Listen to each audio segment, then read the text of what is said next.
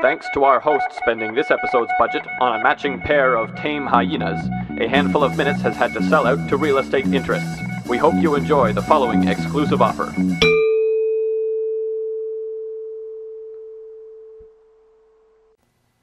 So, summer's the season, eh? Things starting to get a lot nicer and warmer outside. People are wearing fewer clothes. It's easy to get around, walking or driving.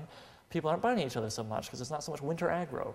And the restaurants and the bars start opening up their patios, so you can sit under a nice warm sun with your friends and enjoy an overpriced glass of iced tea. And while you're enjoying that overpriced glass of iced tea, the first thing that generally comes to mind is, how am I going to get away from all these assholes? Well, you'll run off to your cottage, of course. Well, if you have one, otherwise you might want to buy one. But then when you go to buy one, you run into the same problem. You go out to all the lakes and, they're crowded with people, but even that's not the worst thing. The worst thing is they're all filled with the same boring old shit. Water. And it's almost always the same places, too. So, I'm going to take you on a tour of 4 very unique and special lakes, the coasts of which have not seen a single cottage yet, and the holiday photos of which will fill your asshole friends with so much envy their spit will curdle like milk.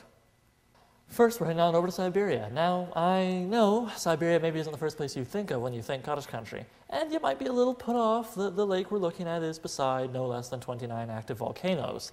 However, it's those 29 active volcanoes that gave Lake Karymsky its unique and incredible property. You see, you look at the lake, it appears placid and blue and beautiful, right? You can see in the photo here, but it's actually filled not with water, per se, but with acid. Organic acid, though.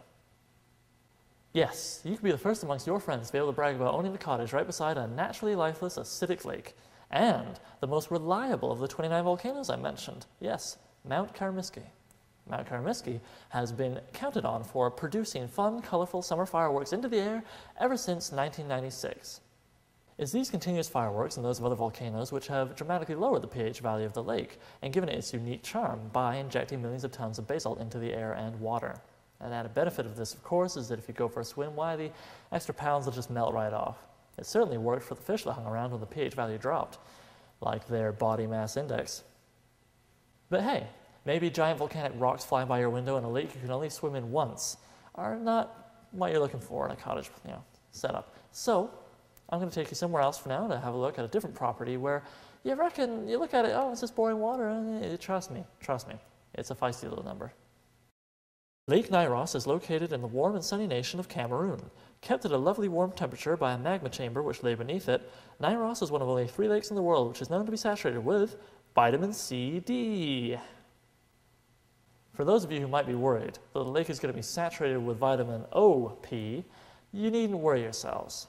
No, don't get stressed. You see, the 90 million cubic tons of carbon dioxide which build up underneath the lake because of the magma chamber are occasionally released upward by a volcanic or earthquake event.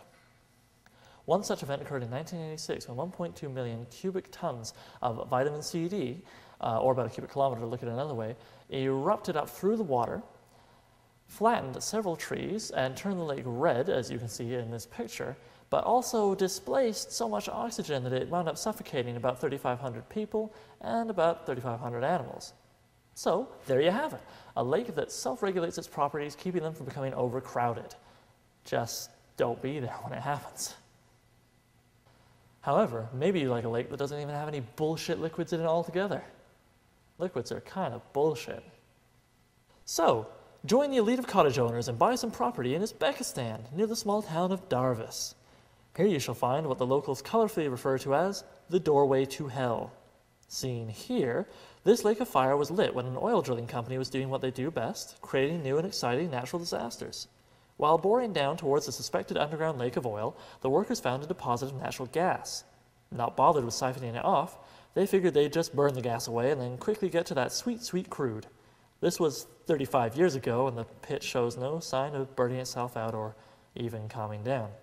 Not only can you save money by not having to purchase wood for an expensive fireplace, the pit is also handy for terrifying fundamentalist Christians, and maybe even getting rid of a few combustible materials you prefer others didn't see. Now I'm going to pull out the truly premium option for the discerning buyer.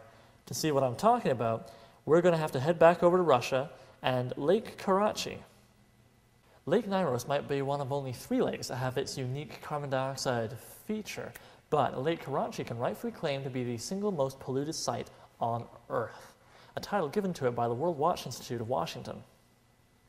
Starting in 1951, the Soviet Union began dumping radioactive waste in Lake Karachi, but things didn't really get interesting until several years later in 1968, by which point the lake had completely dried out, revealing I don't know how many tons of radioactive dust, which blew across the countryside and irradiated about 500,000 people.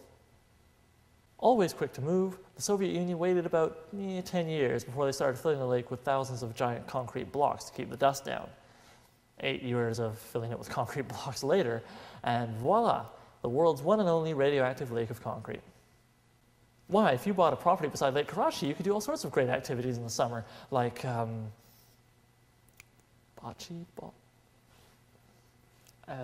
you could look, guys, I'm sorry, I just don't feel comfortable trying to sell this. I mean, how am I supposed to...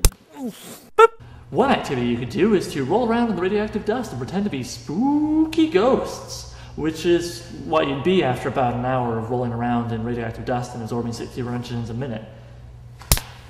But what an hour!